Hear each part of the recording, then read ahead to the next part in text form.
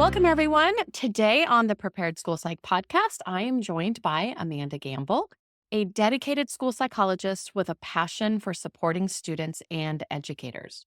Originally from Kentucky, Amanda earned her bachelor's degree from Murray State University and her education specialist degree from Western Kentucky University.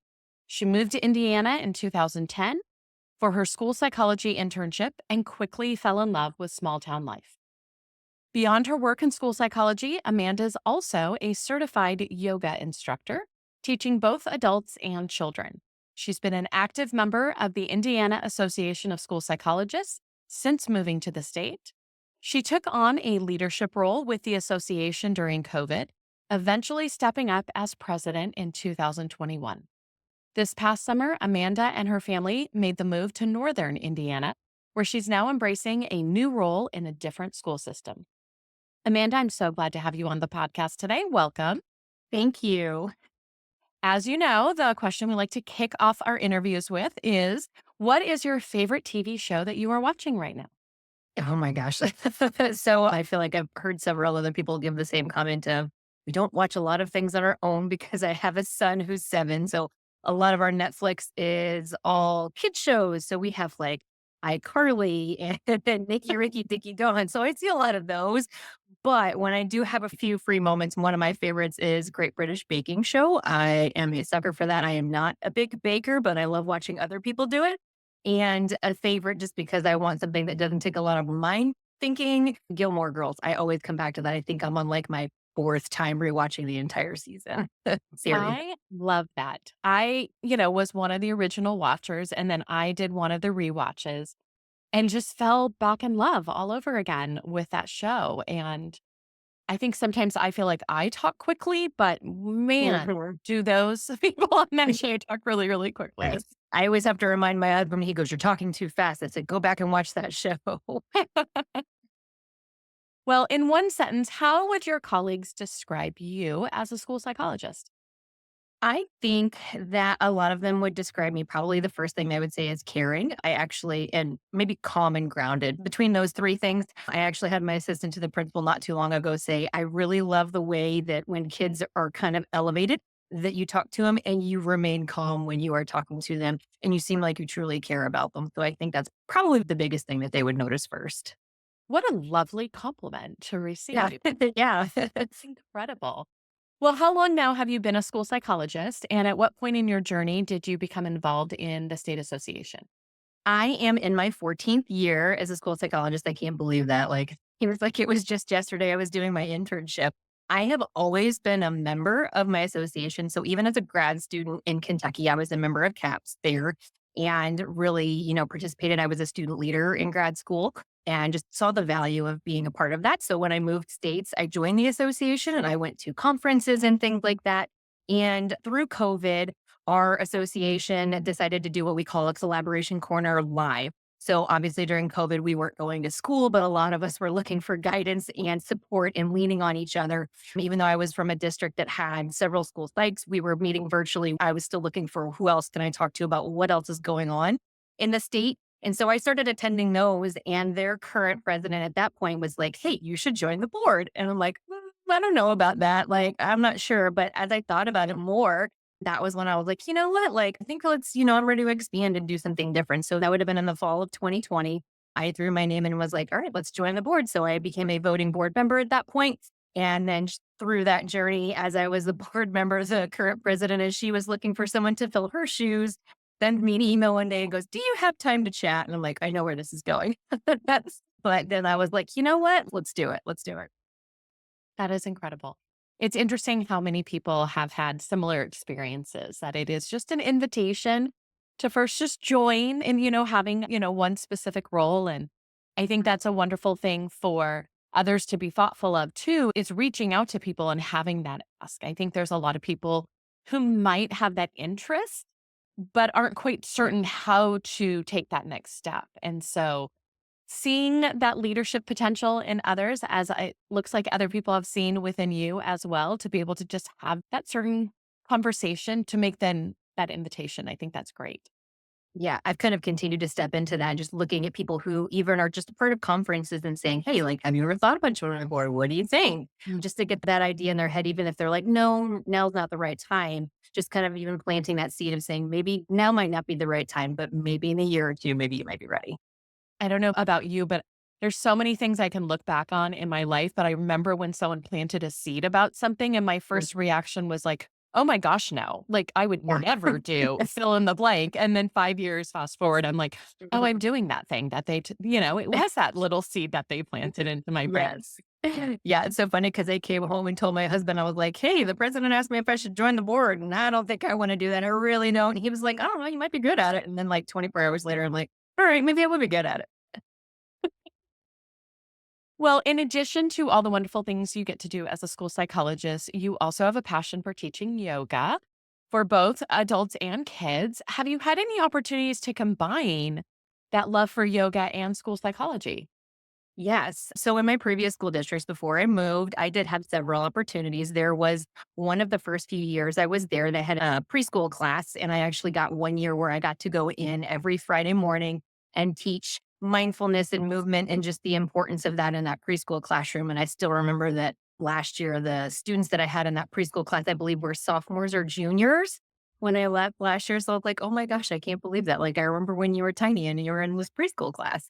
But then it kind of evolved into more of just using the mindfulness and the breathing aspect of it to share that with students and say, hey, like, because I know yoga can sometimes can be controversial. We were in a small town and lots of people loved yoga, but there were definitely some people who were against yoga in school because they saw it as, oh, you're teaching my kid a religion. And we're like, no, it's like movement. We're just teaching them how to take care of themselves. So then it was more of the, well, we're going to work on breathing techniques and how to calm ourselves down. So there was a few times where I was asked prior to state testing to come in and work with the kids and just in a full class setting and come in and say, hey, we're going to teach you all some different breathing activities that you could do. And when would be a good time to use these? And getting those kids to say, well, when I'm stressed out, I could use this. I'm like, yeah. So when do you get stressed out in school? When do you feel like you have a lot of that anxiety? Getting those kids to share those moments of, oh, yeah, like right before we take this big state test, like I could do that or right before I take a spelling test or whatever it is. The kids were starting to realize that they could do those types of things. And then in one of my schools, they had a wellness week every year. And once they found out I was a yoga teacher, they're like, could you do yoga as part of the wellness week? And just knowing that, hey, guess what? You could be in a role in a school system, but you're also a yoga teacher and you can kind of show them you do all of these different things. So you don't even showing the kids that you can have one job, but you can have another passion and you can bring them both together. I think that's incredible. I'm curious when you think back, and I'm going to stick back to that preschool one. I remember Mhm. one of my campuses that I was on, I had preschool next door, and I felt like I used them because I used to, when I was having a rough day, I would go hang out in preschool because it just always brought joy to my world. I'm curious, how did that connection start? Was that something that you offered? Or again, did they already know that you have that yoga background? Like, how did that connection really kick off? That one with that was the teacher of the preschool class was like, "Hey, you're a yoga teacher. Hey, I have a tough class. Would you come do this?" So fortunately, that class was the one that the teacher had reached out to me because she knew I had done some yoga. I think I had already done some because the principal had known that I was a yoga teacher. And she's like, hey, before state testing, like, could you go and teach like some of our sixth grade kids, like some breathing and things that they could learn? And so through doing that, then the preschool teacher was like, hey, could you come on over to my class and share some of that with them? I think it's incredible how many opportunities you've had to be able to combine these amazing passions that you have. Mhm. Well, as a state association president, what have been some of your key initiatives? What are you passionate about working on right now? Gosh, this was a tough one for me. I think when I came to be president, our association was kind of just still struggling from COVID. We took a huge hit to people being a part of the membership and attending conferences because that looked different with COVID.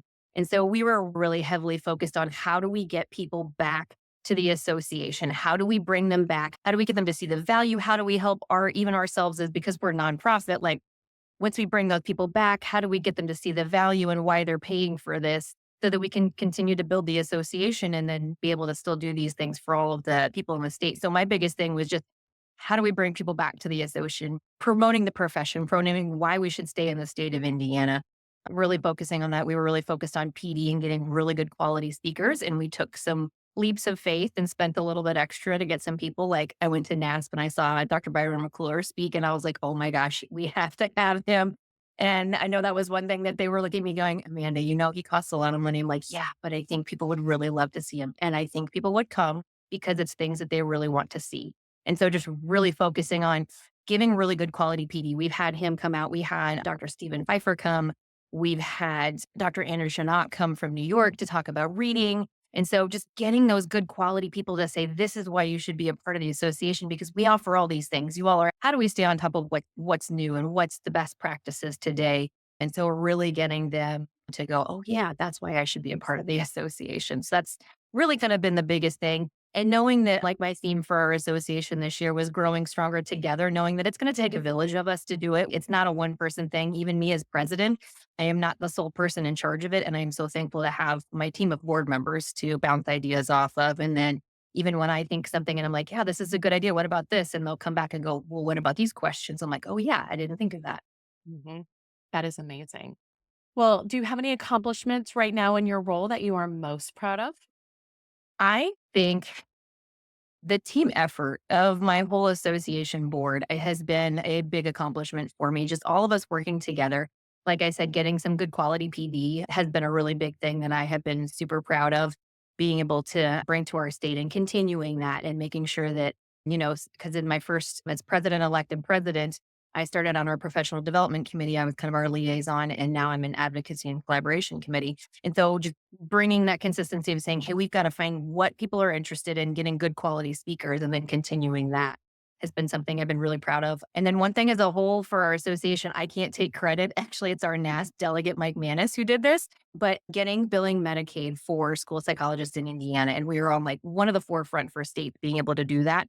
And that's been a huge game changer for our association and people jumping in. I never billed Medicaid where I was previously. I know there were a few districts that did, but then getting that into law and saying, hey, school psychs can bill for testing and report writing and interpreting and all of that. And still moving forward with, we cannot currently bill for counseling because of the way it's written in the law. We can't do psychotherapy. And when we bill, it is listed as psychotherapy. So we can't currently do that, but we are in the fight as an association to get some things changed. And so I think that's just really been another big thing that I've been proud of, just our association as a whole, being able to generate more funding for ourselves as school psychologists and the schools. That's incredible. School psychologist, I have some exciting news for you that you won't want to miss. The Prepared School Site community has extended our free trial to a full 4 weeks, giving you plenty of time to explore all the resources, select mini courses, and professional development tools that we offer. That's right, 4 weeks to explore mini courses on FBAs and preschool assessment with CEU opportunities, plus full access to video and downloadable resources on assessment, behavior, counseling, report writing, and eligibility, and more. You will also get our new eligibility checklist and multiple ways to get your questions answered by me and my 4 content specialists. I know you're busy, and this extra time gives you the space to fully take in all of the valuable content we've created to support your growth and help with the challenges you face in your role. So, are you ready to see what's inside? Sign up for your 4 week free trial today at jennyponzurek.com/podcast and use podcast to take full advantage of these valuable resources. Can't wait to see you inside. I'd love to go back to the conversation about getting those speakers and really tapping in, especially as your association is still building back the membership. What have you found to be some great ways to really realize what are the needs of our school psychologists? Obviously, some topics like AI are just universal, everyone's interested in that. But, what are some ways that your association is connecting with all the school psychs, boots on the ground to figure out what those needs are? Yeah, I'm glad you asked. So it seems like it's very similar to a couple of other states. I think I heard a couple of other leaders saying they send out polls. So, like right after our fall conference, we send out the how was the conference and kind of that evaluation form. And part of that evaluation is what additional things do you want to learn? Who do you want to see? What kind of topics do you want to learn more about?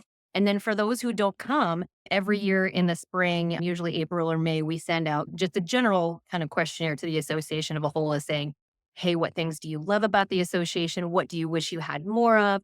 For professional development, what kind of speakers do you want to see? Where? So our state's kind of like long up and down and just kind of asking like where even when we're looking for places to hold, we do fall conferences in person and our spring conference is virtual and our membership has voiced that we've listened to them through in person, just at conferences when we're asking and saying, hey, what kind of professional development do you want? Do you prefer in person? Do you prefer virtual? And a lot of them like the balance of both so that Mm. they can have that opportunity. And we also try to do like a 1 day. So our full conference this year was 2.5 days.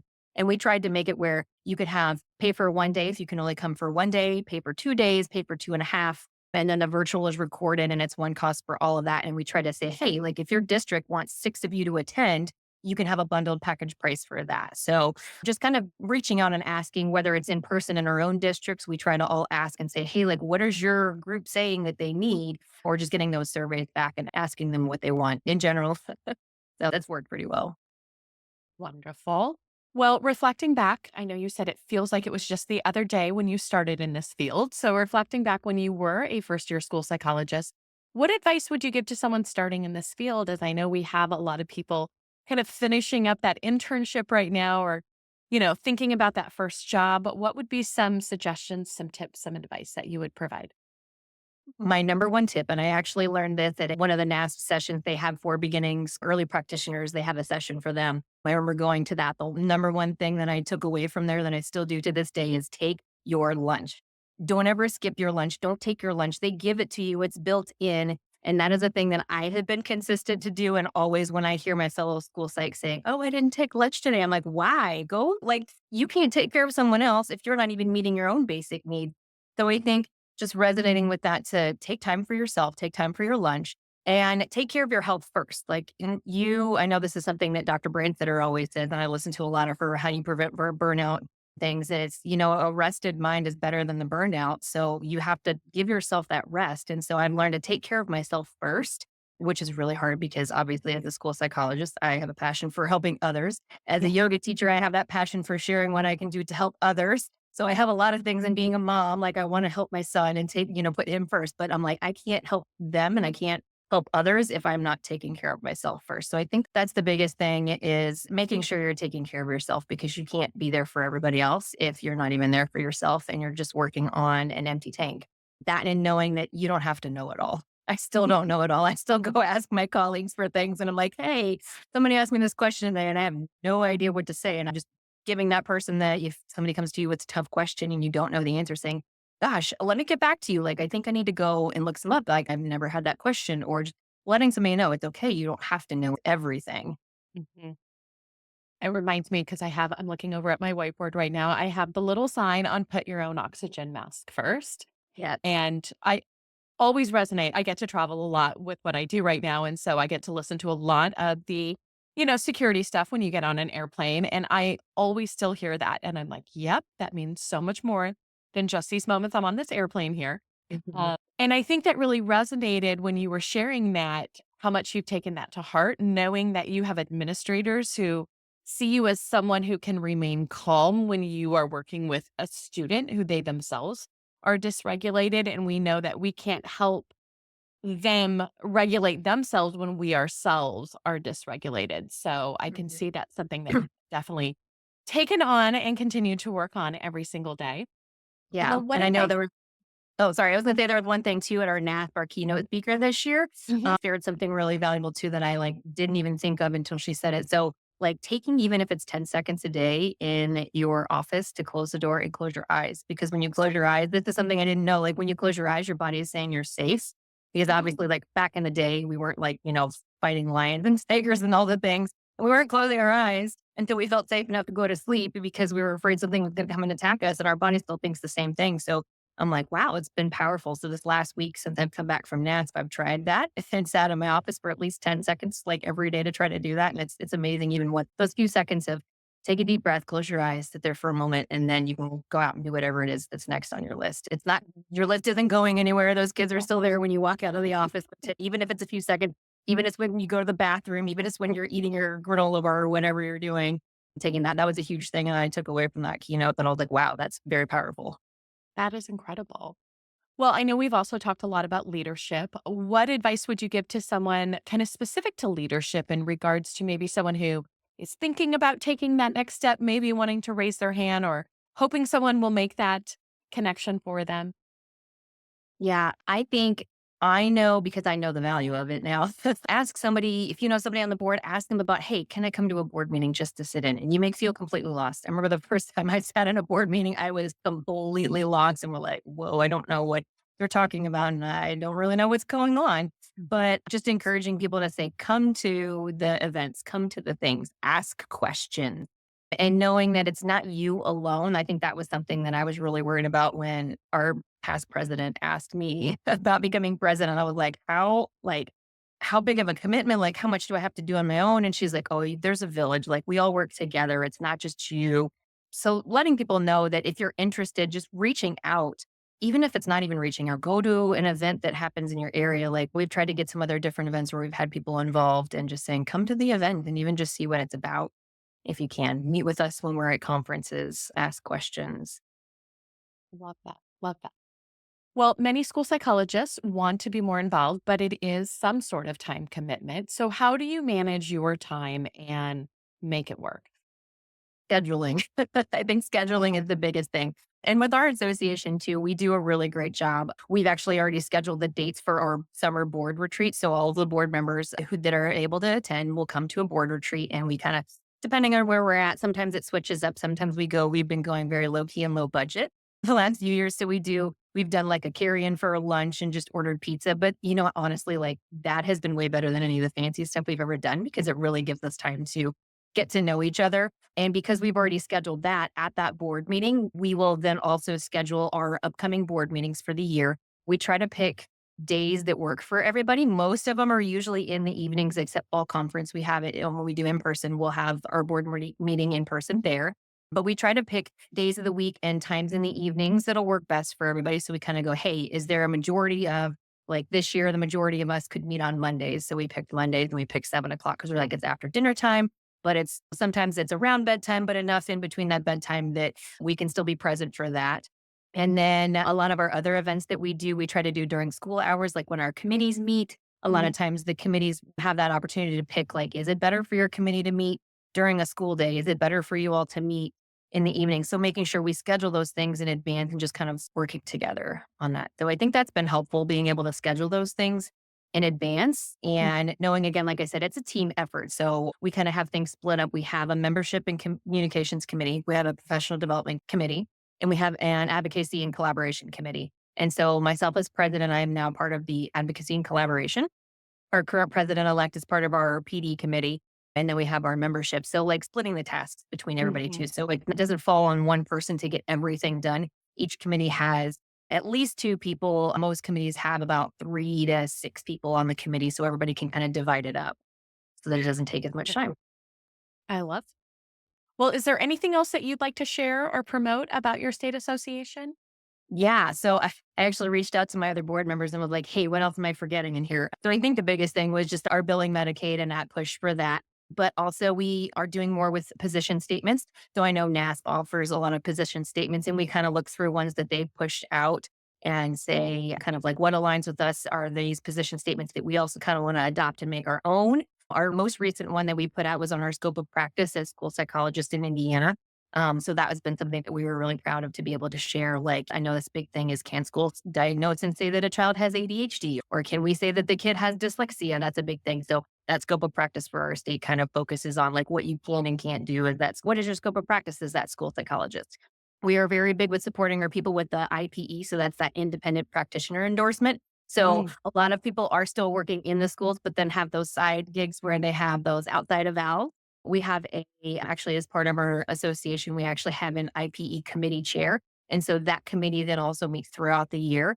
And there are certain things that they kind of focus on, like what you can do with your IPE, what you can't do, and then also promoting other things. I know that in our regulations, it used to be that all referrals for outside of owls for parents, they would have to come from a doctor. Like the parent themselves couldn't come to somebody and say, hey, I want my kid to be tested. And we're like, why can't the parent be a referral source? So that was Yeah. something that our IPE committee got put in. to the law saying we need to have a parent as somebody that could be a referral for an evaluation. Like, why couldn't they? They're an expert on their own child. They should at least be able to say, hey, something's going on. I want this. So that's another thing. And then for those people looking for the IPE, we offer the DSM-5. So the DSM-5 is part of, you have to go through all of that training to then get your IPE. We would do it every other year, and it would be at our fall conference. And all of us started having the conversations of, gosh, if we're doing this at the fall conference, then those people that come to fall conference are missing all the other sessions because they have to take the DSM. So we actually had a live session where there was 20 something people that came to that, and they recorded it. So now we actually have that option for people to go in and say, hey, I want to get my IPE. Can I have access to that? So then they pay a fee for that, and then they can get the recordings. Then they have to go through tests and a couple of other things they've got to send and submit, but just making it more accessible for people to get that training that wasn't always available. And then more opportunities for non-board members to participate in things. So we have our collaboration corner live. We've continued with those. So it is free for our IOS members, but you can also, come in. If you're not a member, you can come in, and we have a virtual year membership. So like from now until then, we're saying, hey, pay a reduced membership fee if you want to participate in collaboration corner, where we have little trainings that people could participate in. We just had one not too long ago, and we have another one coming up in May. And then continue to do that. We have a forum on our website that you can post questions in collaboration corner, just on the website, to ask questions from people around the state and what they're doing, or if they're looking for people. I know somebody had asked about preschool evals and IE and independent educational evaluations, and who do we know and who do we recommend, and all of that. And then this year also, and we're looking hopefully to get more next year, Out of the Darkness, they did a walk for suicide awareness and prevention in our state in several different areas. And so a lot of our members were like, hey, there's a board member in this area. We're going to get it together. We're going to meet up. We're all going to wear IS shirts. We're all going to take pictures. We're going to share all that, and then just kind of promote that out. So trying to find those little things that we can do, and lots of micro volunteering opportunities. We've got a task force that's right now looking at diagnosticians, because there's a lot of diagnosticians in our state, and figuring out like, okay, do we want to make a statement from our association of what a diagnostician should and should not be able to do? Because some places are saying, here, diagnosticians are like, a lot of times they're special ed teachers. They could give achievement tests. They've got the training for that. But then some of them are saying, oh, well, mine was giving cognitive assessment. And we're like, are they trained for that? So we were like, let's get a task force. So some of those people on the task force are not board members, but they're association members because they want their voice to be heard. So much that your state association is doing. It is so amazing. One of the things that I kind of heard, whether we're talking about the diagnosticians, school psychologists, those that want their foot in the private practice world, is really scope of practice is an interesting thing. And I think as you were sharing that, it made me think about so many of our school psychologists who either are working remotely or they're moving states. There's just so many different opportunities now that, didn't happen a number of years ago. But I always think that's one of the most important things is, what am I allowed to do in this state versus the state right next door, which may have some slight differentiation. So I love that that's something that your state association took on, just for that clarity piece. That I know as someone who's practiced in California, who also has my private practice license, there's always that question about, are we allowed to do this? Are we allowed to do this? And all those different pieces. So having that go-to position paper, I think, can be super helpful for all of our school psychologists. So thank Yeah. you to you and your association for doing all of it. You're welcome. I know our current secretary treasurer, when we were listing out, he goes, wow, when you put it on paper, that's a lot of things we've done. And we're a very small board too. I feel fortunate because I think because we're a small board, we still tend to get along. A lot of us think a lot alike. Now we have our disagreements, but we still get along fairly well and can have like healthy discussions. But our board is only like 11 members. So, and I look at when we meet at NASP, and I look at and talk to other people from other states, and they're like, our board has 50 people. And I'm like, 50 people? Wow. Like our board only has like 11. So it's crazy. But I feel like the tight knit, like we don't want people to feel like they can't be a part of it. So we always tell people, if you're not a voting board member, you can still be a part of a committee. You can still come in and say, hey, I'm really vested and I want to promote membership and get more with grad students. And like we say, hey, we have a membership and communications committee, and that's what they focus on, is that type of thing, and saying you can come and join and be a part of it, even if you're not a voting board member. Incredible opportunities that your association provides.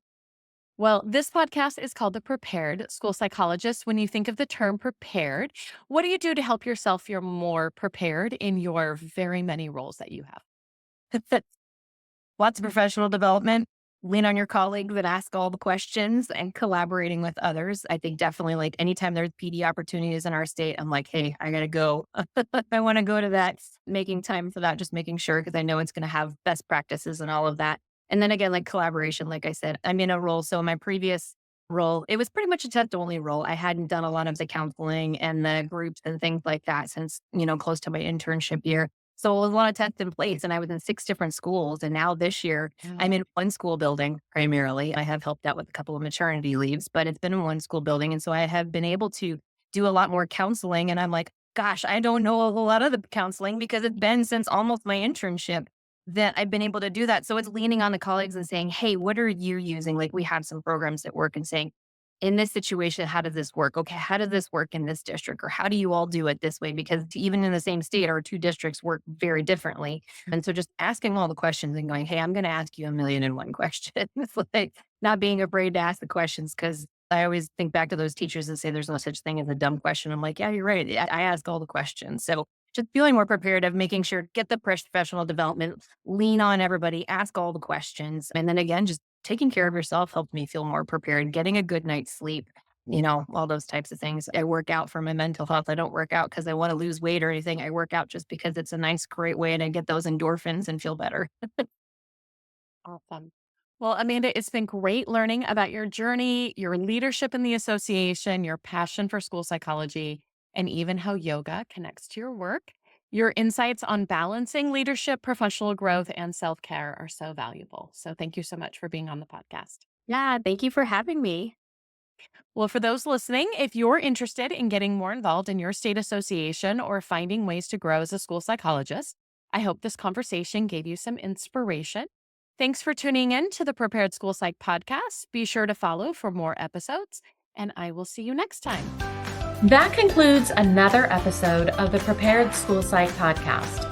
And I hope today's discussion equipped you not just with knowledge, but also the confidence to take action. Remember, every conversation we have and every resource we share builds a bridge towards a more inclusive and empowering learning landscape for our students.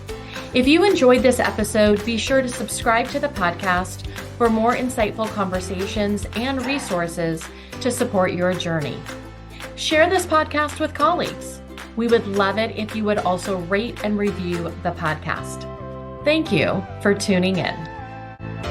Just a reminder, everyone, the information and advice provided in this podcast are for guidance purposes only, and all listeners are required to follow both federal and state law and their own school district guidelines and policies.